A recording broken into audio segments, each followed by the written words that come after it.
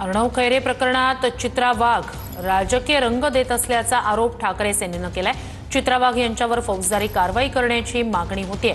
ठाकरे सेनेकडून कोळसेवाडी पोलिसांना याबाबत निवेदन देण्यात आलंय। पोलिसांनी कारवाई न केल्यास अब्रू नुकसानीचा दावा दाखल करण्याचाही इशारा देण्यात आलाय।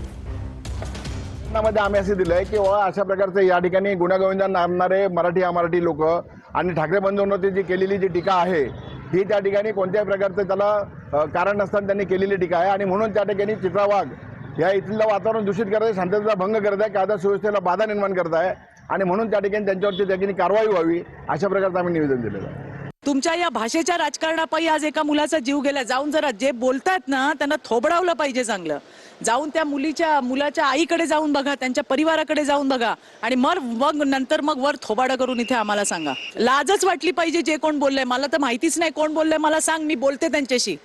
लाज वाटली पाहिजे तुम्हाला। एका परिवाराचा मुलगा गेला, 18-19 वर्षाचा होतकरू मुलगा, जो अतिशय हुशार होता, नीटची परीक्षा देतो आणि चित्रा वाघवर कसले गुन्हे दाखल करताय? असेल ताकद तर जा तुमच्या नेत्यांना जाऊन